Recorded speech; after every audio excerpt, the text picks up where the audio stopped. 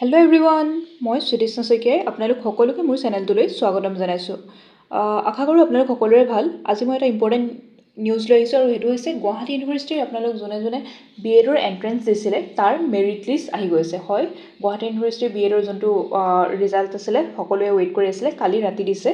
ছ' 28তে দিছে, কালি ৰাতি 11 বজাত দিছে। আপোনালোক কিছুমানে হয়তো পাইছে, কিছুমানে নাই পোৱা। ছ' আজি ভিডিঅ'টো শেষলৈকে চাব আৰু এনেধৰণৰ আপডেট পাই থাকিবলৈ চেনেলটো ছাবস্ক্ৰাইব আৰু ভিডিঅ'টো লাইক কৰি যাবলৈ নাপাহৰিব।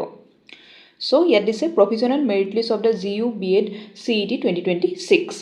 The following is the provisional integrated merit rank list of the students who have appeared in the GU B.Ed CET 2026 for the B.Ed program 26-27 session. Here they say the list is immediate reference only. In case any mistake that might inevitably crept in it, the university reserves the right to modify or cancel this list if required. কৈছে যে কেতিয়াবা কিবা ভুল হৈ যাব পাৰে আৰু যদি হয় আপোনালোকৰ নিজেও যদি কেতিয়াবা মাৰ্কছ কাউণ্ট কৰি বেছি পাইছিলে ইয়াত কম পাইছিলে আপোনালোকে সেইখিনিৰ বিষয়ে জনাব পাৰিব। কেনেকৈ পাৰিব ইয়াত মই কৈ আছোঁ। ইয়াত দিছে যে এণ্ট্ৰেঞ্চ টেষ্টত এপিয়াৰ কৰিলে আপোনালোকে ছিট পাব, তেনেকুৱা নহয়। আপোনালোকৰ মাৰ্কছ কিমান আহিছিলে আৰু ৰেংকটো কিমান আহিছে এই লিষ্টখনত দিয়া আছে। আৰু affiliated colleges institution under GU registration notification dated on shall be admission process based on the merit list only. So merit listৰ ওপৰত বেছ কৰি আপোনালোকৰ গুৱাহাটী ইউনিভাৰ্চিটিৰ যিমানখিনি affiliated colleges সবতে এডমিশ্যন ল'ব পাৰিব।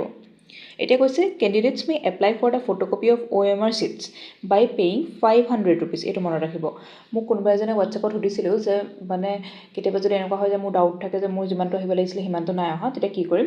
তো ইয়াত দিছে OMR চিটখনৰ আপোনালোকে যোনখন এপিয়াৰ কৰিছে তাৰ ফটোকপি পাব, 500 rupees পে' কৰিব লাগিব। আৰু ক'ত কৰিব লাগিব, কেতিয়া কৰিব লাগিব, 30 তাৰিখৰ আগত, 30 জুলাইৰ আগত কৰিব লাগিব। মানে 30 জুলাই বা 30 জুলাইৰ আগত কৰিব লাগিব। আৰু ক'ত কৰিব লাগিব এইটো দি থোৱা আছে, তাত দিব লাগিব। আৰু কেতিয়াৰ পিছৰ পৰা একচেপ্ট নকৰা হ'ব, 3-8 মানে আগষ্ট 3 তাৰিখৰ পিছৰ পৰা একচেপ্ট কৰা নহ'ব RTI। আৰু কি দিছে, documents to be submitted along with the application in the hard copy of the office of the academic registrar. Hard copy দিব লাগিব আপোনালোকে যদি এপ্লাই কৰে। কি দিব লাগিব কৈছে, এডমিট কাৰ্ড লাগিব আপোনালোকে যে এপিয়াৰ হৈছিলে, মানি ৰিচিপ্ট 500 rupees সেইটো দিব লাগিব। আৰু মনি ৰিচিপ্ট যোনটো 2000 rupees আপোনালোকে পে' কৰিছিলে এক্সাম দিবৰ সময়ত, সেইটো দিব লাগিব। আৰু print out of the online application form, এইকেইটা আপোনালোকে দিব লাগিব যদি আপোনালোকৰ কাৰোবাৰ ডাউট আছে। সেইটো মই জনাই থৈছোঁ কাৰণ আপোনালোকৰ সুধিছিলে মোক এজনে। আৰু candidate shall have to directly apply to the recognise B.Ed colleges institute for the admission. এতিয়া আপোনালোকে কিছুমানে সুধিব যে সকলোতে একেলগে এপ্লাই কৰিলে হ'বনে বেলেগ বেলেগকৈ। চ' আপোনালোকে চবতে ইণ্ডিভিজুৱেলি এপ্লাই কৰিব লাগিব। আৰু প্ৰচেছটো আপোনালোকে জানিব বিচাৰিলে মোক কমেণ্ট ছেকশ্যনত দি দিব, মই সেইটো বিষয়ে ডিটেইল ভিডিঅ' লৈ আনিম।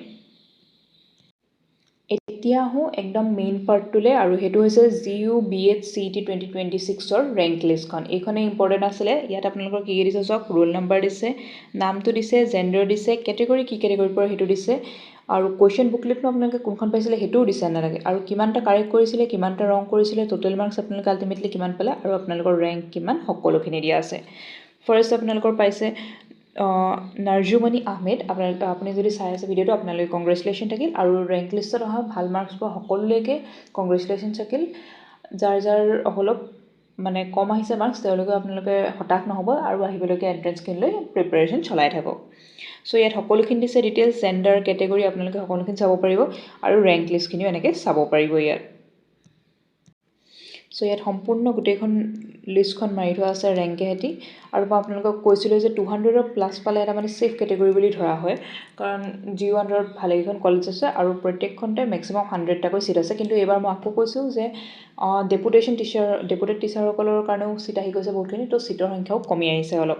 সেইটোৰ বিষয়ে অলৰেডি এটা ডিটেইল ভিডিঅ' বনোৱা আছে, কোনখনত কিমান আছে সেইখিনি এপ্লাই কৰাৰ আগতে এবাৰ চাই ল'ব, যাতে আপোনালোকে অলপ বেছি কলেজত এপ্লাই কৰিব পাৰে যদি আপোনালোকৰ মাৰ্কছটো অকণমান কম থাকে। সেইটো ভিডিঅ' চাবলৈ নাপাহৰিব। বাকী এইখনেই হৈছে ৰেংক লিষ্টখন গোটেইখন।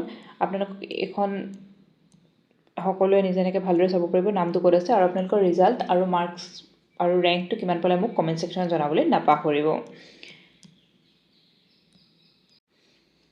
সো এইখনে হৈছে সম্পূৰ্ণ মেৰিট লিষ্টখন এতিয়া চাওক আপোনালোকে ইয়াত কোৱেশ্যন আহিব পাৰে যে মেৰিট লিষ্টত থকা সকলোৱে এডমিশ্যন পাবনে নহয় আপোনালোকে যিমানে এপিয়াৰ হৈছিলে সেই সকলোৰে মাৰ্কছ আৰু ৰেংকটো একচুৱেলি দি থৈছে চ' লাষ্টলৈকে আছে আপোনালোকৰ 22,182 ৰেংকলৈকে মানে ইমানখিনিয়ে এপ্লাই কৰিছিলে ভাবক ইমানখিনিয়ে মানে এপ্লাই মানে কি এটেম্প্ট কৰিছিলে এক্সামটো চ' সেই গোটেইখিনি ইয়াত দিয়া আছে চ' এইটো নহয় যে আপোনালোকৰ সকলোৱে এডমিশ্যন পাব জাষ্ট আপোনালোকে যিমানে এপিয়াৰ কৰিছিলে সকলোৰে এইখনত নামটো আছে চ' কাৰ কেনেকুৱা ৰিজাল্ট হ'ল সকলোখিনি জনাবলৈ নাপাহৰিব আজি ভিডিঅ'টোৰ কাৰণে ইমানেই আছিল চেনেলটো ছাবস্ক্ৰাইব আৰু ভিডিঅ'টো লাইক কৰি যাবলৈ নাপাহৰিব থেংক ইউ ফৰ ৱাচিং